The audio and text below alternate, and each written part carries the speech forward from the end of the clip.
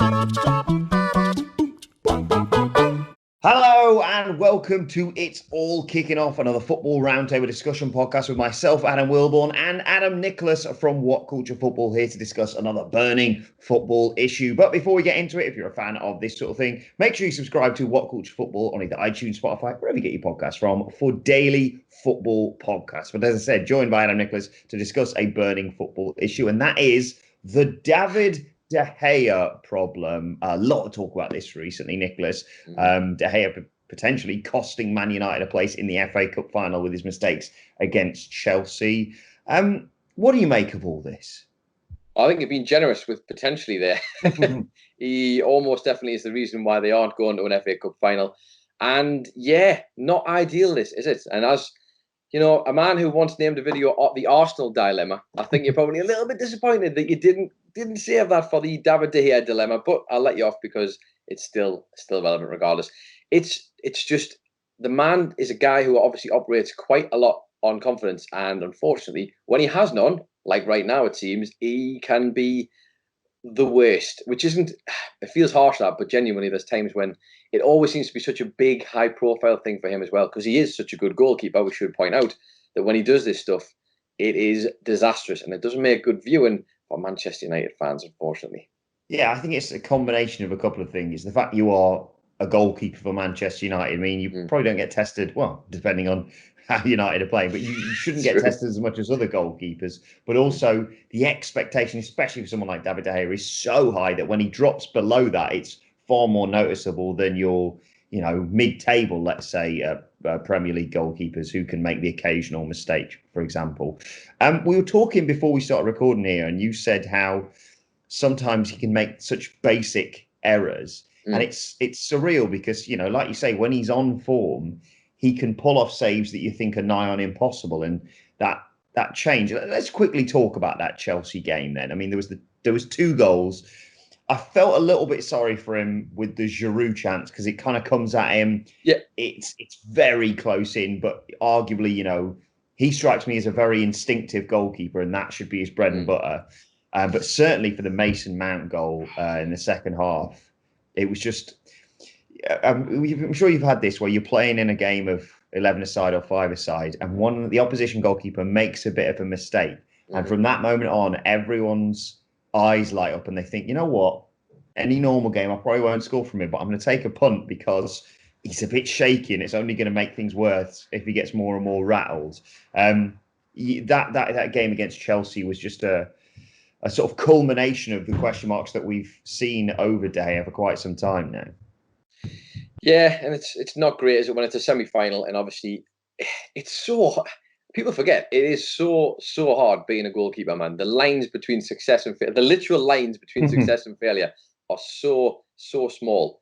And obviously, if you do make a mistake, it's the end of the world for you and the team normally, if it's in a high-profile situation like this. But the whole thing, yes, the Giroud one, if you want to be maybe generous, that's you could kind of maybe let him off for that one. The Mason Mount one, though, is, it reminded me of Gareth Bale against Liverpool for Real Madrid in the Champions League final, and Karius, when that shot was coming at him, and it's something you should deal with a million times over, and you'll never probably see him do it again, although ironically he did two huge mistakes in that final. But and it just, for whatever reason, the hands and the brain aren't working together, and I think we've seen that a little bit.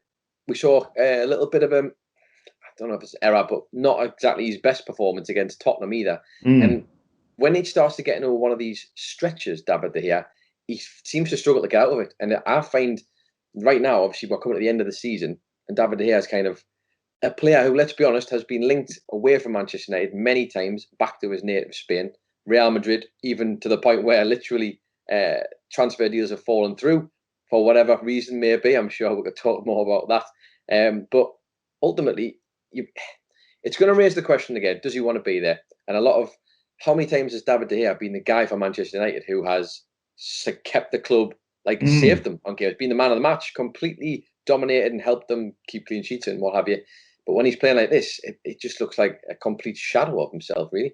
Yeah, it's surreal what you say there, because like you mentioned a few years ago, there's staff at Man United breaking the fax machine so he doesn't leave to go to Real Madrid. So cutesy that they still use fax machines in football transfers, and yet now people are questioning whether Dean Henderson is gonna take his spot. Is that what I was going to ask you, where you thought these problems have arisen from, because they've come and gone quite a lot over the past few years for De Gea.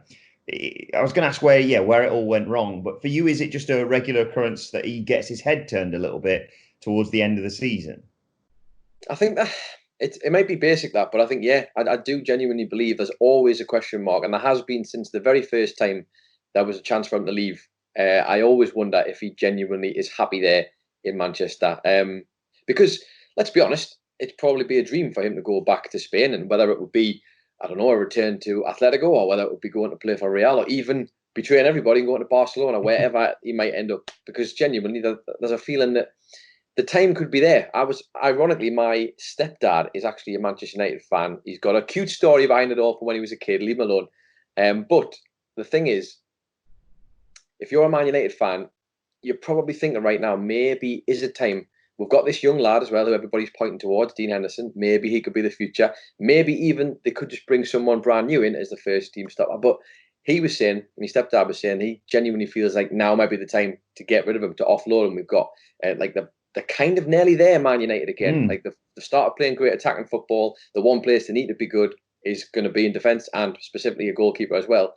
So if David De Gea's head's gone a bit, is the time now to maybe get him shipped off? Because if he wants to go back to Spain, there's a very small window, I would imagine, where he's still going to be worth the money that maybe they'd want to get for him. Yeah, I want to talk about his sort of relationship with the rest of the squad in a second. For me, where it all went wrong was the 2018 World Cup. He made some horrible mistakes during that World Cup campaign. They got knocked out by Russia on penalties, of course.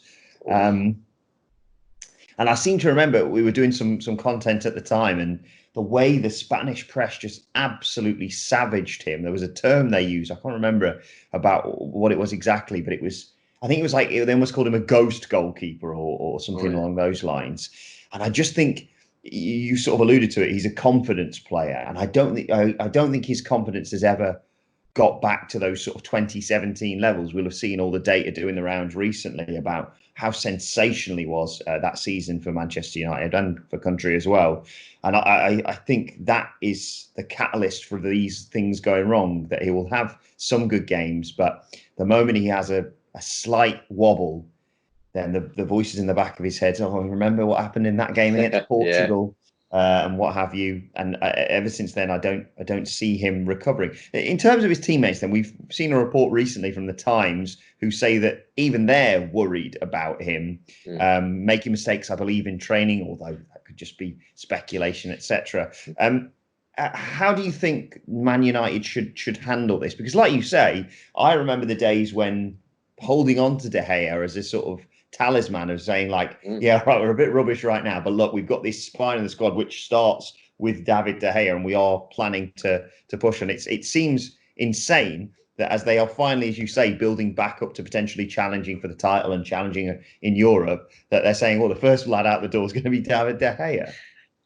Yeah, I mean, obviously it's quite an extreme way to go with that, and I think a lot of Man United fans might think the same way. They might think it's time for him to go. On the flip side of that coin, though, I guess, this is a guy who has done a lot for Man United while he's been there. So his goalkeeping form for me is almost like what Wayne Rooney's striking form used to be like. Very patchy, very streaky. And when he hits a bad spell to here, it tends to be like a 3 or 4 game thing where suddenly everyone's pointing at him and raising these questions. It takes him a while to get out of it. And I think you're probably onto it there with the World Cup being that's such a big occasion. Stuff like that probably doesn't leave you. If I'm Man United boss right now, if I'm Ole Gunnar Solskjaer, a club who has a famous history for bringing in the youth and sort of their own players to eventually be the ones who are going to be the spine of a team or whatever.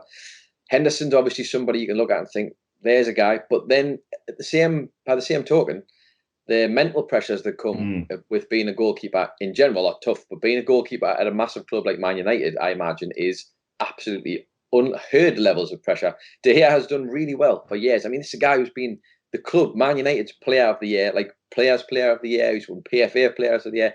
The guy is obviously fantastic. The question is, well, are we turning that to past tense now? Is that going to be are we seeing him start to sort of dwindle out? I don't think you should be jumping to conclusions just yet. I do think this could just be a patch. And I would just float it out there that it's just coincidental that we're heading towards the end of the season now. And maybe because his head just might not be there, maybe his head's already thinking he doesn't want to be there. And it's getting to the time of the summer, I guess, although a little bit later than usual these days. Could he perhaps want to move away? That would be my line of thinking on the whole thing. Yeah, the Dean Henderson thing, which we will get onto, is fascinating because I completely agree that whilst you can sit there and say, look at all the stats for Dean Henderson, he's obviously been sensational for Sheffield United this season. My mind always goes to someone like a Ben Foster, who I always really rate as a Premier League goalkeeper, but just couldn't get the job done at Man United. Granted, he wasn't given that many opportunities, but you think about that game, I mean, it was kind of overshadowed with the Michael Owen goal, but that game against City, he made some fairly big errors for, I think it was a Tevez goal, or Tevez at least got the ball to square it in the goal, and the Bellamy equaliser that seemed to tie up the game didn't cover himself in glory there either. But I've always thought he's a sensational goalkeeper. So I agree. I think it's a whole different ball game when it comes to playing in net for a big club like Manchester United. Now, I want to talk a little bit about tonight's game. After yesterday's shambles of us saying, hey, are the old Arsenal back? And then they immediately lose to Aston Villa, which I will point out, myself and Simon Miller did say it's sod's law. And Miller and I were messaging last night going, yeah, the return of the old Arsenal. And then I don't think they had a shot on target against Aston Villa. So let's talk about tonight's game.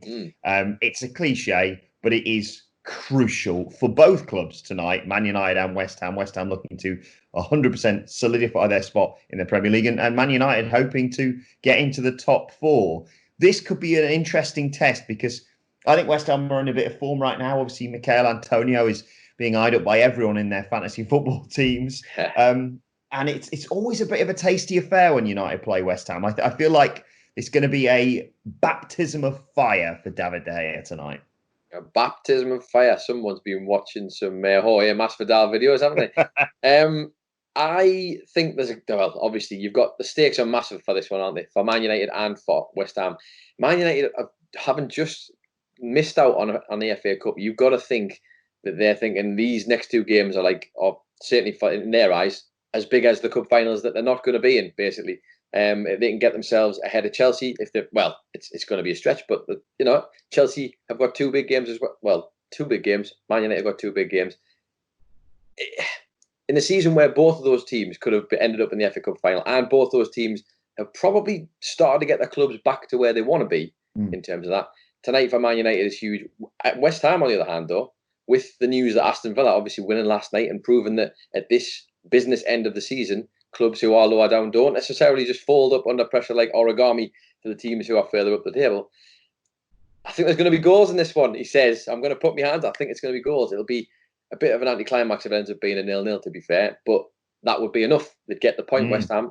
I don't know who I'd go for, mind. I don't know who I would go for. And the bigger question on top of that is, do they actually play De Gea tonight?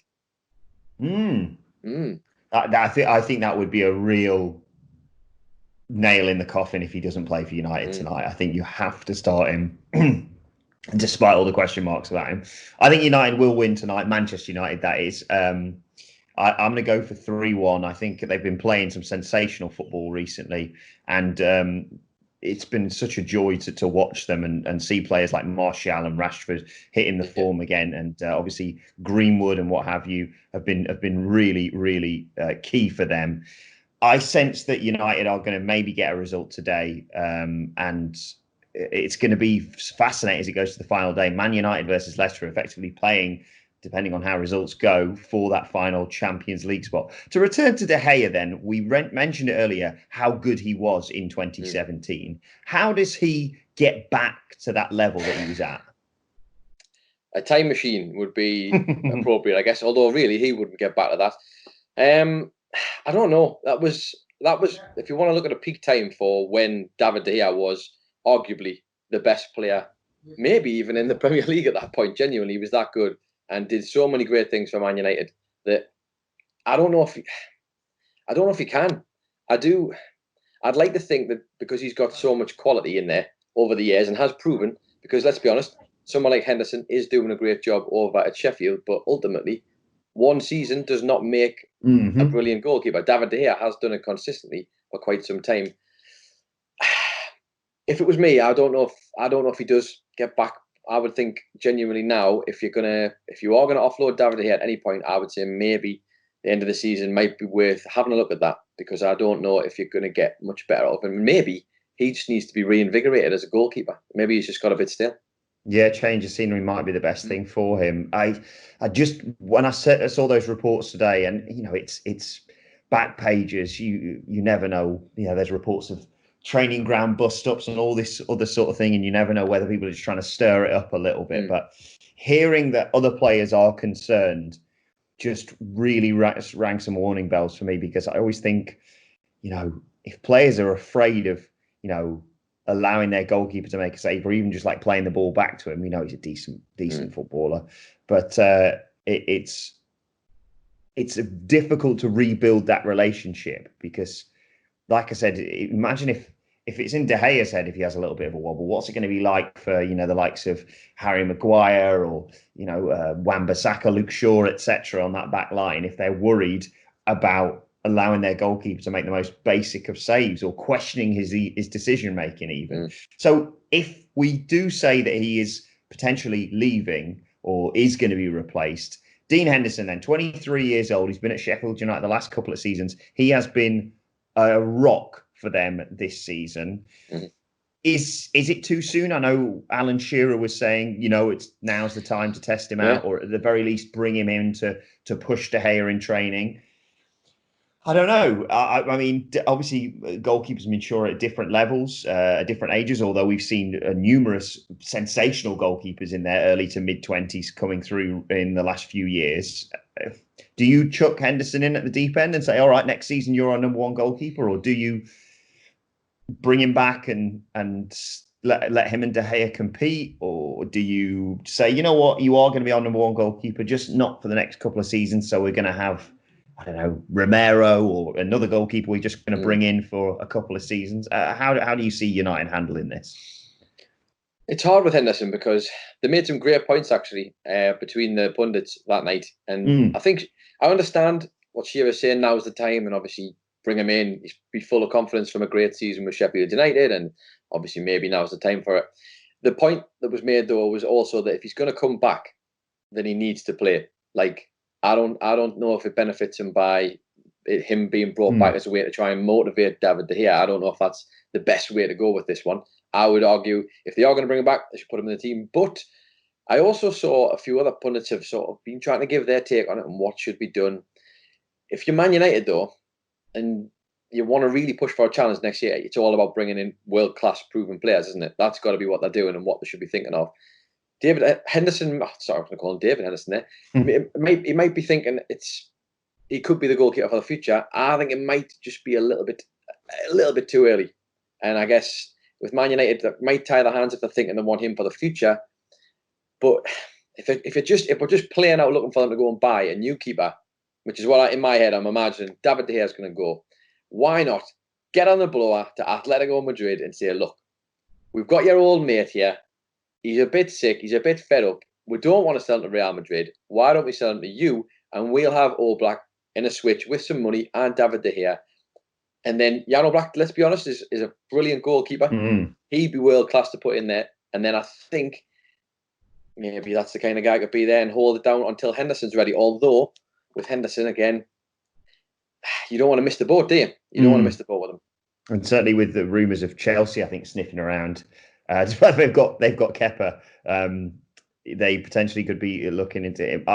It's a real tough call. I wouldn't put Dean Henderson in as United's number one next year, because I think they genuinely have potential to challenge for the title. I don't think they're going to win it next season, but I completely forgot to mention Bruno Fernandes when I was running through how amazing their squad has been recently, and he has been a world class. I mean, the fact that people are talking about him being in the team of the season when the ongoing global bastard first hit, and he played about 6 games for them, but he has been incredible for Manchester United. And I think, we always talk about the spines of teams, and yes, De Gea hasn't been on form, but if he does stay, I think there's no need to bring Henderson back, because rotting on the bench or playing just in cup games, I mean, that's literally what Sergio Romero does for them right now. I don't think it's going to help him whatsoever. I think next season is going to be a real challenge for Sheffield United, the old second season syndrome, etc. So I gun to my head, I'd say De Gea stays for at least one more season. But it's going to be fascinating to see how Man United handles this situation and how they go into tonight's game against West Ham. Like you say, if they don't play him, I think that's it. I think the writing's on the wall at that point. But yeah, not that we're saying that Dean Henderson isn't good enough to be Man United goalkeeper. I just think what harm, I say this, he's probably I don't want to jinx him, but what harm can one more season do at Sheffield United? You see, why have you gone and said that? Why? You're going to have Dean Henderson knocking on your door saying, like, what have you done to me? On crutches, probably. A disastrous season next season. No, I genuinely hope he does have a good season because he looks like there's a real load of promise in there with Henderson. Great performances, and you'd like to see him come through, wouldn't you? That's the thing. But if not, I'd love to see Jan Oblak in the Premier League, personally. Oh, so absolutely. I do realize a bag of contradictions there by, we should be bringing through the young players. Nah, sod it, just go and buy Jan Oblak. That'll be fine. Like, that's no. Yes, I do appreciate that. Completely conflicting opinions. We would love to know your thoughts on this. Do let us know in the comment section below. Don't forget to like, share, and subscribe. And subscribe to WhatCulture Football, wherever you get your podcast from, for daily football podcasts. The penultimate couple of games before the final weekend of the season. It's a surreal season, but it's going to be a shame when this is all over. We've had so much football, Nicholas. I know. Some would argue too much, but listen, I can't complain. They didn't have it for so long, and now we got it back, so fair play. I was reading somewhere today that there was obviously about 100 days without any football. And I think we are going to have a maximum of about 3 days before the end of next season without any football, if you combine the likes of Serie A and the Scottish Premiership, and obviously this mad August where it's just all European football all the time. I can't wait. I cannot wait. So anyway, let us know your thoughts on David De Gea and how Man United should handle this problem, this dilemma. At WhatCulture FC on Twitter. You can follow both of us. You can get Adam Nicholas at... It's Adam Nicholas, and you can get Adam Wilbourn at... Adam Wilbourn. As I said, follow us all at WhatCulture FC. But for now, this has been It's All Kicking Off. My thanks, Adam Nicholas. Thank you for joining us, and we will see you soon.